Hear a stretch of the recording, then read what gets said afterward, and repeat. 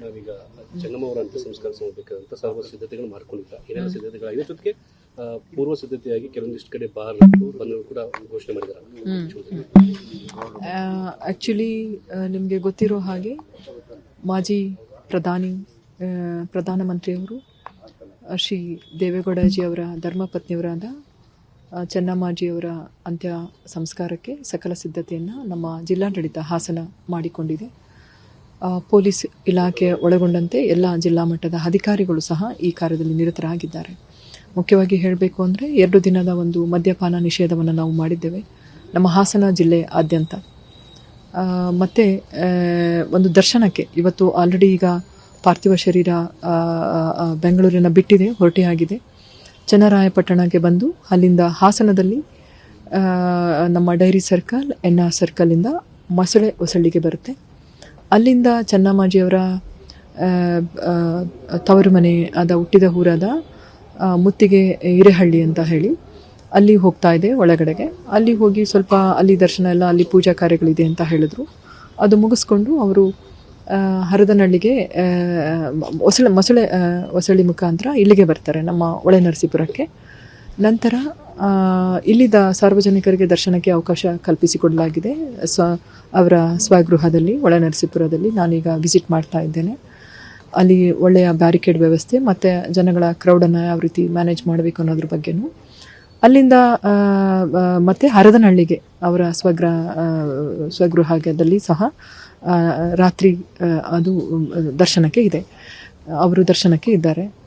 ನಂತರ ನಾಳೆ ಬೆಳಿಗ್ಗೆ ಪೂಜಾ ವಿಧಾನಗಳು ಮತ್ತು ಸಂಸ್ಕಾರದ ಒಂದು ಸಾಂಪ್ರದಾಯಿಕ ಕಾರ್ಯಕ್ರಮಗಳೊಂದಿಗೆ ಮಧ್ಯಾಹ್ನ ಹೊತ್ತಿಗೆ ಅಂತ್ಯ ಸಂಸ್ಕಾರ ನೆರವೇರಲಿದೆ. ನಾವೀಗ ಚೆನ್ನಮ್ಮವರ ಅಂತ್ಯ ಸಂಸ್ಕಾರ ಮಾಡಬೇಕಂತ ಸರ್ವ ಸಿದ್ಧತೆಗಳು ಮಾಡ್ಕೊಂಡಿದ್ದ ಏನೆಲ್ಲ ಸಿದ್ಧತೆಗಳಾಗಿದೆ ಜೊತೆಗೆ ಪೂರ್ವ ಸಿದ್ಧತೆಯಾಗಿ ಕೆಲವೊಂದಿಷ್ಟು ಕಡೆ ಬಾರ್ ಬಂದು ಕೂಡ ಘೋಷಣೆ ಮಾಡಿದ್ದಾರೆ.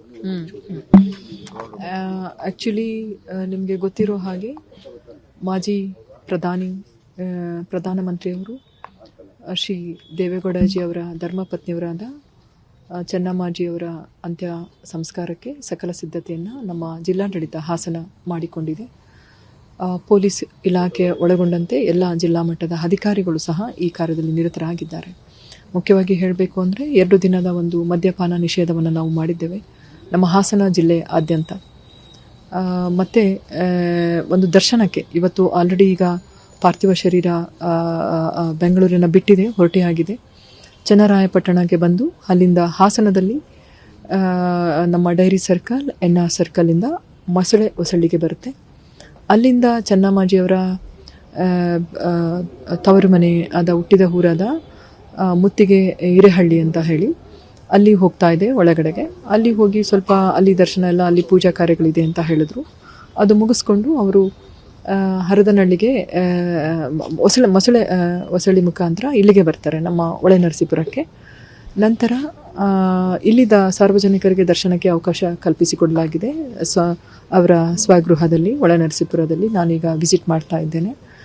ಅಲ್ಲಿ ಒಳ್ಳೆಯ ಬ್ಯಾರಿಕೇಡ್ ವ್ಯವಸ್ಥೆ ಮತ್ತು ಜನಗಳ ಕ್ರೌಡನ್ನು ಯಾವ ರೀತಿ ಮ್ಯಾನೇಜ್ ಮಾಡಬೇಕು ಅನ್ನೋದ್ರ ಬಗ್ಗೆನೂ. ಅಲ್ಲಿಂದ ಮತ್ತು ಹರದನಹಳ್ಳಿಗೆ ಅವರ ಸ್ವಗೃಹದಲ್ಲಿ ಸಹ ರಾತ್ರಿ ಅದು ದರ್ಶನಕ್ಕೆ ಇದೆ, ಅವರು ದರ್ಶನಕ್ಕೆ ಇದ್ದಾರೆ. ನಂತರ ನಾಳೆ ಬೆಳಿಗ್ಗೆ ಪೂಜಾ ವಿಧಾನಗಳು ಮತ್ತು ಸಂಸ್ಕಾರದ ಒಂದು ಸಾಂಪ್ರದಾಯಿಕ ಕಾರ್ಯಕ್ರಮಗಳೊಂದಿಗೆ ಮಧ್ಯಾಹ್ನ ಹೊತ್ತಿಗೆ ಅಂತ್ಯ ಸಂಸ್ಕಾರ ನೆರವೇರಲಿದೆ.